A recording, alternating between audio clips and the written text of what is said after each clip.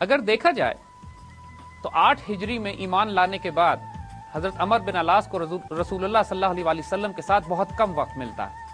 کیونکہ خطبہ حجۃ الوداع کے بعد بہت زیادہ عرصہ حضور صحابہ کے ساتھ نہ رہے اور پردہ فرمایا، اور 2-2.5 سال کا عرصہ زیادہ سے زیادہ ان کو ملا، لیکن اس معمولی سے عرصے میں بھی اس قدر نگاہ اور شفقت اور توجہ فرمائی حضور صلی اللہ علیہ وسلم نے کہ آپ کو ایک ہیرا بنا دیا۔ حضور صلی اللہ علیہ وسلم نے آپ کو کئی جنگی مہموں پہ بھی روانہ فرمایا، کئی سرایا پہ بھی بھیجا، اور اس بات سے اندازہ کیجئے کہ حضور ان کو کتنا بڑا مقام دیتے تھے جنگی حکمت عملی میں، کہ ان کے بھیجے ہوئے لشکر میں ان کی قیادت میں حضرت ابو بکر صدیق، حضرت عمر اور حضرت ابو عبیدہ ابن جراح جیسے جلیل القدر صحابہ کو شامل کیا گیا۔ حضور صلی اللہ علیہ وسلم نے آپ کی سفارتکاری اور سیاست کی وجہ سے آپ کو عمان کی مہم پہ بھی روانہ کیا، اور عمان کے حاکم کو آپ نے اسلام کی دعوت دی، اس نے اسلام قبول کیا، اور وہیں پر آپ کو مقرر کر دیا گیا کہ حضور صلی اللہ علیہ وسلم کے سفیر اور نمائندے کی حیثیت سے، اور آپ وہاں پر تمام دین کے معاملات انجام دینے لگے۔ جب حضور نے پردہ فرمایا اس وقت حضرت عمر بن عاص عمان ہی میں تھے۔ حضرت ابو بکر صدیق رضی اللہ تعالیٰ عنہ نے آپ کو اس وقت طلب کیا جب مرتدین کا فتنہ عرب میں پھیل چکا تھا، اور مرتدین کے خلاف جنگی مہموں میں بھی حضرت عمر بن عاص نے بھرپور جوہر دکھائے۔ حضرت خالد بن ولید رضی اللہ تعالیٰ عنہ اور حضرت عمر بن عاص وہ 2 شمشیریں تھیں جن کو حضرت ابو بکر صدیق رضی اللہ تعالیٰ عنہ نے خصوصی طور پر پورے حجاز کے علاقوں میں پھیلا کر مرتدین کے فتنے کی سرکوبی کی۔ اس کے بعد دوبارہ آپ کو عمان مقرر کر دیا گیا، لیکن پھر حضرت ابو بکر صدیق رضی اللہ تعالیٰ عنہ نے آپ کو بلایا اور آپ سے یہ فرمایا کہ میں تم کو ایک ایسی مہم پہ بھیجنا چاہتا ہوں جو تمہارے لیے بہتر ہے۔ اس پر بڑا خوبصورت جواب حضرت عمر بن علاس نے دیا۔ آپ نے فرمایا کہ یا سیدی، میں اللہ کے تیروں میں سے ایک تیر ہوں، اور آپ تیر انداز، جس طرف چاہیں اس تیر کو چلا دیجئے، انشاءاللہ دشمن کے جگر کاٹتا نکل جائے گا۔ حضرت ابو بکر صدیق اس جواب سے بہت خوش ہوئے اور آپ کو اس لشکر کا امیر مقرر کیا، ان 4 لشکروں میں سے ایک لشکر کا کہ جو شام کی مہم پر آپ نے روانہ کیے تھے۔ جنگ اجنادین میں آپ حضرت خالد بن ولید رضی اللہ تعالیٰ عنہ کے ساتھ شریک تھے۔ اس جنگ میں آپ کے بھائی حضرت ہشام رضی اللہ تعالیٰ عنہ شہید ہو جاتے ہیں، اور شہید ہو کے گھاٹی میں اس طرح گرتے ہیں کہ مسلمانوں کا راستہ محدود ہو جاتا ہے کہ گھوڑے جب تک کہ ان کے جسم کے اوپر سے چلتے ہوئے نہ جائیں اس وقت تک مسلمان جنگ میں شریک نہیں ہو سکتے، اور مسلمان رک گئے ان کی لاش کے ادب میں۔ لیکن حضرت عمر بن علاس نے مسلمانوں کو یہ حکم دیا کہ اس وقت جنگ ضروری ہے، میرا بھائی شہید ہو چکا ہے، یہ صرف اس کا جسد خاکی پڑا ہوا ہے، تم بغیر تعامل کے گھوڑے لے کر اس پر سے گزر جاؤ۔ نتیجہ یہ ہوا کہ جب مسلمانوں کی فوج اس گھاٹی سے گزری تو ان کے بھائی کے جسم ٹکڑے ٹکڑے ہو گیا۔ جنگ کے بعد آپ نے اپنے بھائی کے جسم کے ٹکڑوں کو جمع کیا، بوری میں بند کیا، اور اس کے بعد دفن کرتے ہوئے اللہ کے حوالے کر دیا۔ اس سے آپ کا وہ کردار نظر آتا ہے، وہ آپ کا جذبہ شہادت، جذبہ جہاد نظر آتا ہے کہ جو حضور صلی اللہ علیہ وسلم کو بہت زیادہ پسند تھا، جس کی وجہ سے حضور نے آپ کو خاص الخاص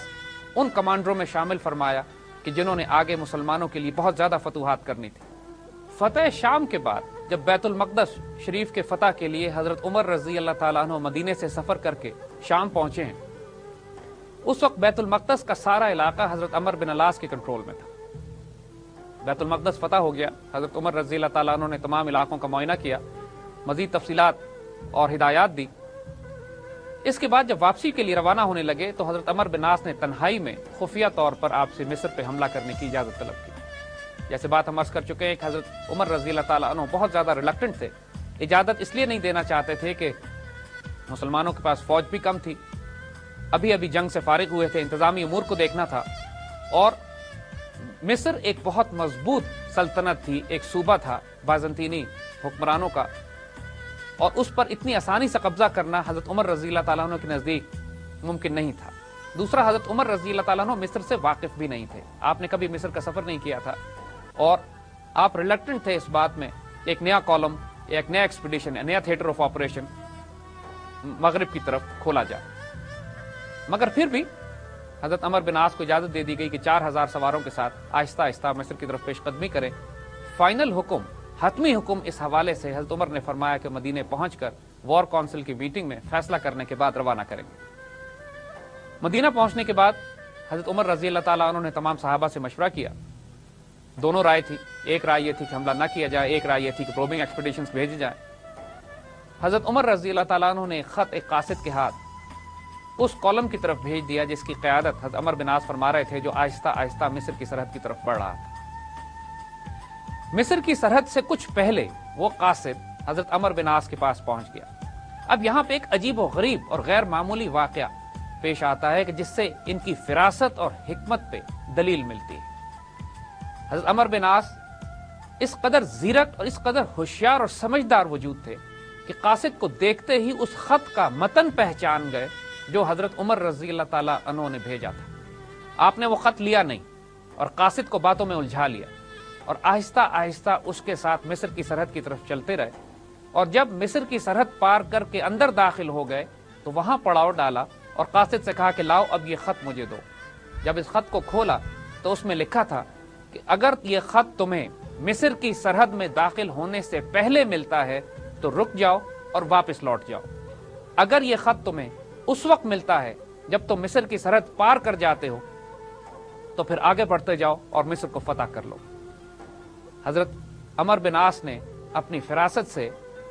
وہ کر لیا جو وہ کرنا چاہتے تھے۔ حضرت عمر رضی اللہ تعالیٰ عنہ کے خط کا مکتوب بھی اللہ کی منشا پہ کنڈیشنل تھا کہ اگر اللہ چاہے گا تو یہ کیمپین جاری رہے گی، اور اگر اللہ چاہے گا تو اس کیمپین کو روک کے واپس کر دیا جائے گا۔